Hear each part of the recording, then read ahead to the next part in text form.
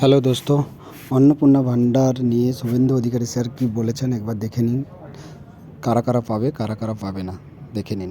যোগ্য বিবেচিত হয়েছেন তাদের বয়স 25 থেকে 60 বছরের মধ্যে হতে হবে। কেন্দ্রীয় বা রাজ্য সরকার, কোন বিধিবদ্ধ সংস্থা, সরকারি আন্ডারটেকিং, পঞ্চায়েত, পৌরসভা, সরকারি সাহায্যপ্রাপ্ত শিক্ষা প্রতিষ্ঠান অর্থাৎ শিক্ষক শিক্ষাকর্মী, স্থায়ী সরকারি চাকরিতে নিযুক্ত থাকেন বা পেনশনার্স, এরা এই বেনিফিটের মধ্যে পড়ছেন না। তাছাড়া যারা আয়কর প্রদান করেন, অর্থাৎ এখন আয়করের ঊর্ধ্ব সীমা হচ্ছে 12 লক্ষ টাকা বছরে, যে পরিবার আয়কর দেন সেই পরিবার এই কর্মসূচি অন্তর্ভুক্ত হওয়ার সুযোগ পাবেন না। এবং যে মহিলা নিজে 10,000 টাকার বেশি নিজে উপার্জন করেন মাসে, তাকেও এর বিবেচনার মধ্যে প্রাথমিকভাবে আনা হয়নি। কিন্তু এক্ষেত্রে যারা ক্যাজুয়াল কন্ট্রাকচুয়াল, মানে বাড়ির পুরুষ মানুষরা, তাদের বাড়ির পরিবারের স্ত্রী বা অন্যরা বিবেচিত হবেন।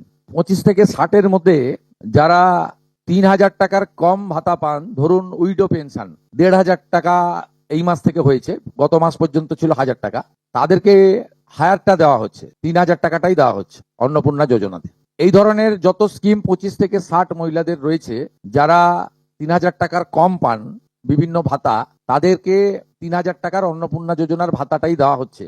দুটি ক্ষেত্রে আমরা শিথিল করছি। একটা হচ্ছে দিব্যাঙ্গ ভাতা যারা পান তারা দুটো ভাতাই পাবেন, শুধুমাত্র ফিজিক্যালি চ্যালেঞ্জদের ক্ষেত্রে, আর পিএম কিষাণ সম্মান নিধির ক্ষেত্রে। এই দুটি ক্ষেত্রে আমরা এটাকে শিথিল রাখছি। এছাড়াও এর আগে যেটা অনেক মহিলার নাম বাদ চলে গেছিল, 3 কক্ষ বিশিষ্ট বাড়ি, এটা গ্রামের ক্ষেত্রে এক্সাম্পট করে দেওয়া হয়েছে। গ্রামের ক্ষেত্রে কোনো বাড়ির সংখ্যা রাখা হয়নি, শিথিল করে দেওয়া হয়েছে।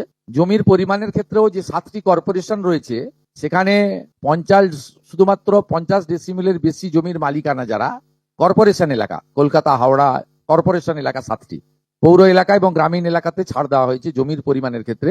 এর ফলেও আরো অধিক সংখ্যক মহিলা, গ্রামীণ মহিলারা বিশেষ করে, এবারে আপনার অর্থ পাওয়ার ক্ষেত্রে সুযোগ পাবেন।